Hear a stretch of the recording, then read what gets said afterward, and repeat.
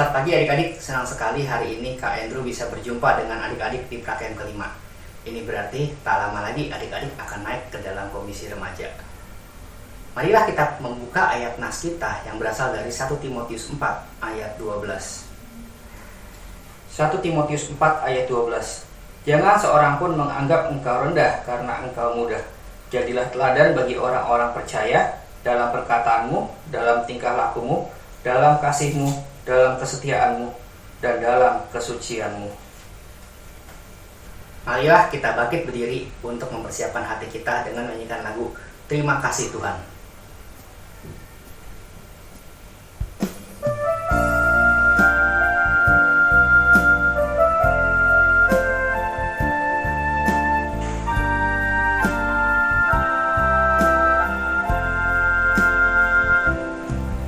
Terima kasih Tuhan untuk kasih setiamu yang ku alami dalam hidupku. Terima kasih Yesus untuk kebaikanmu sepanjang hidupku. Terima kasih Yesusku buat anugerah yang kau beri, sebab hari ini Tuhan adakan syukur bagimu.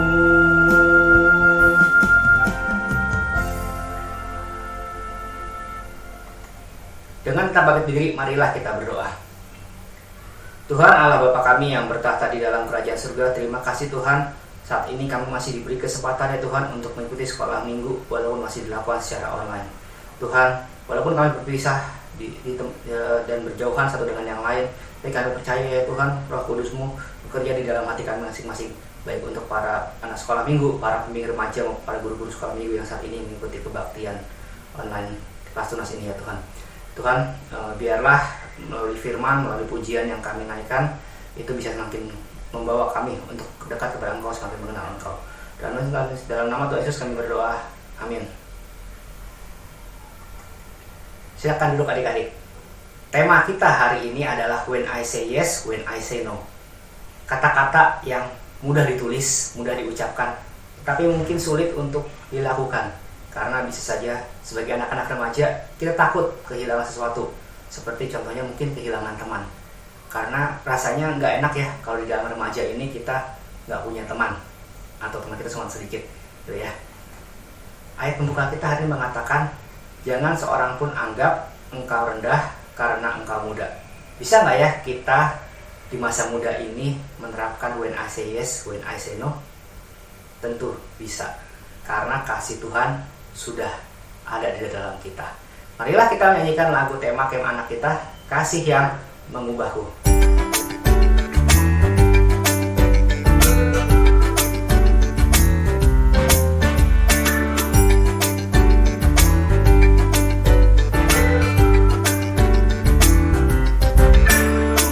Kasih yang mengubahku bagai sinar terang, sinar terang, sinar terang yang datang dalam kegelapan, memberi kehidupan.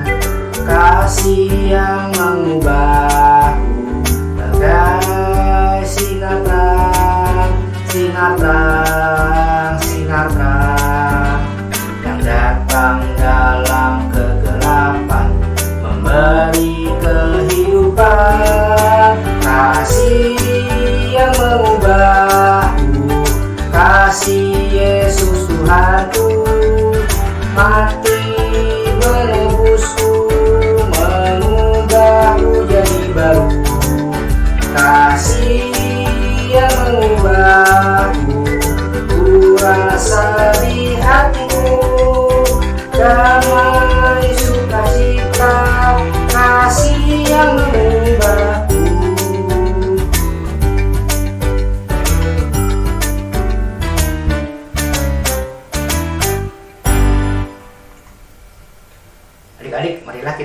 mempersiapkan hati kita untuk mendengarkan firman Tuhan dengan menaikkan pujian firman-Mu pelita.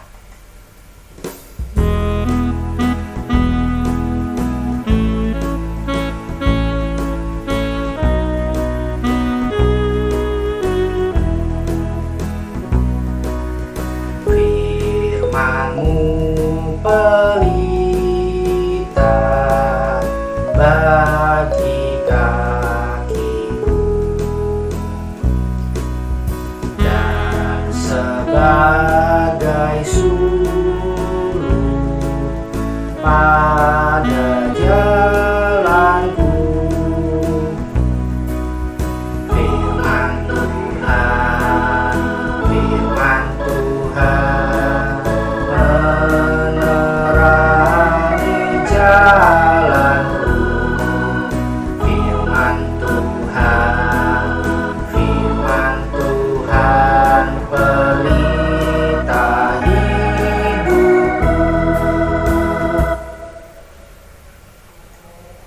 Adik-adik, marilah kita mendengarkan firman Tuhan yang dibawakan oleh Pendeta Immanuel Kristo.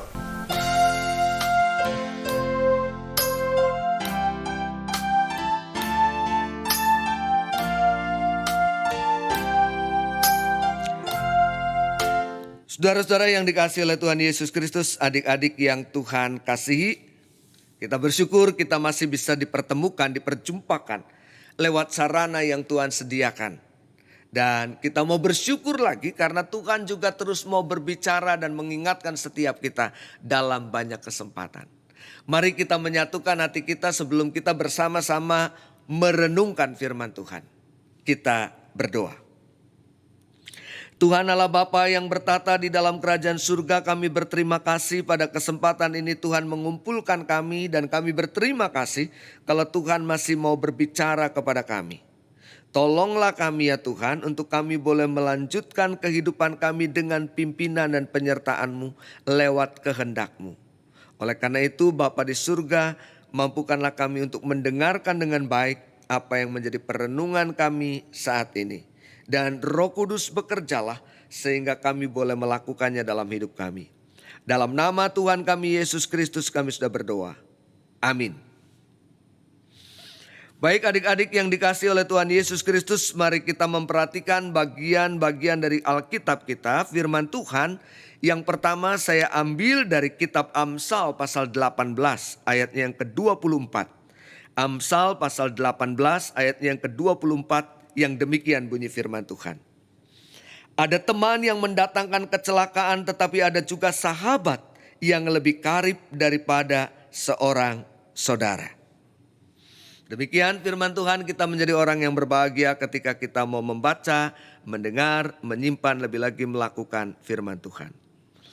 Adik-adik yang dikasihi oleh Tuhan Yesus Kristus, setiap kita pribadi-pribadi yang Tuhan ciptakan selalu dalam relasi, selalu dalam keterhubungan dengan orang lain. Tidak ada di antara kita yang senang dengan kesendirian, tanpa relasi, tanpa interaksi, tanpa komunikasi dengan orang lain. Siapapun diri kita selalu membutuhkan orang lain. Siapapun diri kita selalu terhubung dengan orang lain. Dalam relasi yang terjadi itulah kita kemudian merasa mendapatkan kecocokan dengan orang-orang tertentu, dengan pribadi-pribadi tertentu. Yang di dalamnya kemudian kita memutuskan untuk tidak sekedar berkomunikasi secara biasa. Tidak sekedar berelasi tanpa kedekatan. Kita mulai memilih dari antara mereka untuk menjadi teman-teman kita. Yaitu pribadi-pribadi yang dalam relasinya lebih dari hanya sekedar tahu siapa namanya. Yaitu pribadi-pribadi yang dalam relasinya lebih dari sekedar tahu di mana rumahnya atau di mana sekolahnya. Tetapi yang melaluinya kita mulai mengenal dirinya karena kita berteman dengan dia. Mengenal dirinya dengan lebih lengkap, mengenal dirinya dengan lebih utuh. Kita mulai mengenal karakternya, kita mulai mengenal kebiasaannya, kita mulai mengetahui kecenderungannya, kesenangannya, hobinya. hari-harinya. Kita juga mulai mengetahui bagaimana sikapnya terhadap Tuhan, bagaimana sikapnya terhadap sesama. Nah, adik-adik yang dikasihi oleh Tuhan Yesus Kristus, saat itulah kita diminta untuk dapat bersikap bijak. Bijak itu bukan cuma sekedar tahu, tapi bijak itu adalah mau. Tahu dan mau melakukan apa yang seharusnya. Tahu dan mau melakukan apa yang benar. Saat itu kita diminta untuk bersikap bijak dalam memutuskan sikap dan perlakuan kita terhadap siapapun. Yang melaluinya kita kemudian menjalin pertemanan. Kan selalu kita punya kriteria untuk seorang teman. Kita selalu punya harapan untuk menjalin pertemanan dengan seseorang. Kriterianya dia harus orang baik misalnya. Dia mampu mengubahkan kita juga menjadi lebih baik dan seterusnya dan seterusnya. Disitulah sikap bijak itu diminta. Memiliki banyak teman itu baik, akrab dengan banyak orang juga tidak salah. Tetapi di atas semua itu yang menyangkut hal penting bagi kita adalah berteman dan bergaul dengan orang seperti apa.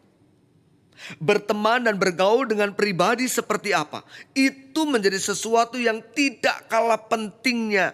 Bahkan itu menjadi sesuatu yang sangat penting.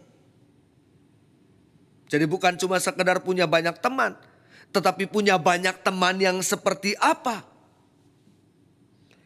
Karena seperti kata penulis kitab Amsal, dikatakan ada teman yang mendatangkan kecelakaan. Ya, Amsal tadi mengatakan ada teman yang mendatangkan kecelakaan. Itu artinya kita diminta untuk bisa bersikap selektif dalam memilih teman, tetap kritis dalam menyikapi perilakunya. Pada bagian lain dari kitabnya, penulis kitab Amsal juga menuliskan dalam Amsal 22 ayat 24 sampai 25 begini. Jangan berteman dengan orang yang lekas gusar. Jangan bergaul dengan seorang pemarah. Supaya engkau jangan menjadi biasa dengan tingkah lakunya dan memasang jerat bagi dirimu sendiri. Adik-adik, ketika kita bergaul, ketika kita berteman dengan pribadi yang tidak membangun, maka bukan tidak mungkin kita pun dirugikan karena sikapnya. Kita terbawa oleh perilakunya. Penulis kitab Amsal mengatakan itu sama saja seperti kita sedang memasang jerat bagi diri kita sendiri. Karena pada akhirnya kita akan menjadi sama. Saudara-saudara yang dikasihi Kristus, ingat, menjadi seperti apa diri kita tidak terlepas dari siapa saja orang-orang yang ada di sekitar kita. Karena kita adalah hasil dari mereka yang mengelilingi kita. Seorang anak penjahat yang paling sadis pun, kalau dia ditempatkan di tengah-tengah lingkungan biara yang penuh kasih, maka dia akan memiliki spiritualitas yang indah, kerohanian yang indah. Tetapi sebaliknya, seorang anak dari keluarga yang paling baik, dari keluarga baik-baik sekalipun, kalau kemudian ditempatkan di tengah-tengah lingkungan penjahat, di tengah-tengah lingkungan yang buruk, dibesarkan di tengah-tengah situasi yang tidak baik,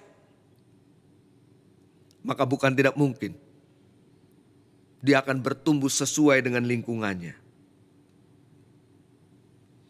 Amsal 13 ayat 20 menuliskan, siapa bergaul dengan orang bijak menjadi orang bijak, tetapi siapa berteman dengan orang bebal menjadi malang. Adik-adik yang dikasihi oleh Tuhan Yesus Kristus, bijaklah dalam mencari teman. Bijaklah juga saat kita menjadi teman. Buatlah kriteria yang benar, buatlah kriteria yang tepat agar pertemanan yang kita bangun menjadi pertemanan yang membuat diri kita dapat terus bertumbuh semakin baik. Beranilah juga berkata tidak. terhadap tawaran-tawaran, terhadap kemungkinan-kemungkinan yang tidak baik, kemungkinan-kemungkinan yang tidak benar, kemungkinan-kemungkinan yang tidak berguna dalam pertemanan yang kita jalani. Tunjukkanlah sikap iman kita, nyatakanlah juga integritas kita, kesungguhan kita, komitmen kita sebagai anak-anak Tuhan. Buatlah pertemanan dan persahabatan yang kita jalani menjadi pertemanan dan persahabatan yang pantas untuk kita menghadirkan kesaksian iman kita bagi orang-orang di sekitar kita. Adik-adik yang dikasihi oleh Tuhan Yesus Kristus, Tuhan menjadikan kita bersama-sama dengan ciptaan yang lain. Ada begitu banyak pribadi yang di dalamnya kita dapat membangun pertemanan. Namun Tuhan menghendaki kita untuk dapat tumbuh menjadi indah dalam pertemanan kita, sebagaimana Tuhan rencanakan dalam hidup kita. Pertemanan yang demikianlah yang pada akhirnya pantas kemudian kita pertimbangkan menjadi persahabatan. Kan untuk milih teman kita punya kriteria. Dari teman menjadi sahabat pasti kriterianya mesti lebih ketat lagi. Kalau kita mungkin mau berteman dengan orang-orang yang baik, orang-orang yang pintar, orang-orang yang sopan, orang-orang yang santun, orang-orang yang punya prestasi. Nah, untuk menjadi seorang sahabat, seorang teman harus melewati kriteria lain. Apakah dia betul-betul mengerti kita? Apakah dia betul-betul peduli pada kita? Apakah dia betul-betul memikirkan perkembangan baik kita? Baru kemudian menjadi sahabat. Dan seorang sahabat yang hadirnya begitu berarti oleh penulis kitab Amsal dikatakan justru lebih dari sekedar saudara. Di dalamnya kita bisa saling mengoreksi, di dalamnya kita bisa saling mengingatkan, di dalamnya kita bisa saling mendorong untuk semua kebaikan. Selamat menjadi teman, selamat menjadi sahabat bagi semua orang. Berlakulah bijak untuk menemukan dan menentukan teman dan sahabat dalam hidup kita. Beranilah berkata tidak untuk semua yang tidak baik, betapapun itu ditawarkan oleh teman-teman kita. Sehingga kehadiran kita tetap boleh menjadi berkat. Tuhan Yesus memberkati. Amin. Mari kita kembali berdoa. Ya Tuhan Allah Bapa yang bertata di dalam kerajaan surga, syukur kami naikkan kepadamu untuk semua kebaikan Tuhan. Terima kasih untuk orang-orang yang Tuhan perjumpakan dengan kami. Mampukanlah kami untuk menghadirkan diri kami secara bermakna, secara indah dan menjadi berkat. Bapa di surga, kami mau mempercayakan perjalanan kami ke depan bersama dengan teman-teman kami, sahabat-sahabat kami dalam tangan kasih karunia-Mu. Sehingga kami boleh menghadirkan rahmat Tuhan bagi semua. Dalam nama Yesus kami berdoa. Amin. Adik-adik, saat ini kakak mengundang adik-adik untuk bangkit berdiri untuk mengakui pengakuan imam rasuli kita. Aku percaya kepada Allah Bapa yang Maha Kuasa, Khalik langit dan bumi. Dan kepada Yesus Kristus, anak yang tunggal Tuhan kita, yang dikandung daripada Roh Kudus, lahir dari anak darah Maria, yang menderita sengsara di bawah pemerintahan Pontius Pilatus, disalibkan, mati dan dikuburkan, turun ke dalam kerajaan maut. Pada hari yang ketiga, bangkit pula dari antara orang mati, naik ke surga, duduk sebelah kanan Allah, Bapa yang Maha Kuasa. Dan dari sana ia akan datang untuk menghakimi orang yang hidup dan yang mati. Aku percaya kepada Roh Kudus, gereja yang kudus dan am, persekutuan orang kudus, pengampunan dosa, kebangkitan orang mati, dan hidup yang kekal. Amin. Silakan duduk adik-adik. Saat ini kita akan memberikan persembahan. Adik-adik dapat memasukkan persembahan adik-adik setiap minggu ke dalam kotak sederhana yang bisa adik-adik buat secara mandiri. Seperti ini.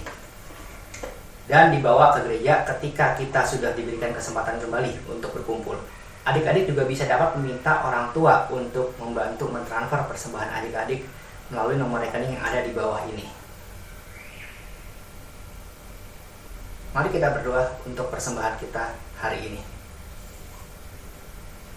Tuhan Allah Bapa kami yang bertahta di dalam kerajaan surga, terima kasih Tuhan atas berkat yang Engkau telah berikan kepada kami melalui orang tua kami pada masa-masa seperti ini ya Tuhan. Tuhan, sebagian berkat yang telah kami terima akan kami kembalikan kepada Engkau ya Tuhan melalui persembahan yang sudah kami lakukan. Tuhan, pimpin dan berkatilah tangan-tangan yang akan mengelolanya. Biarlah persembahan yang kami berikan ini bisa dapat digunakan untuk semakin memperluas kerajaan-Mu dan juga bisa menjadi berkat bagi orang-orang lain, khususnya untuk orang-orang di luar gereja kami. Dalam nama Tuhan Yesus kami berdoa. Amin.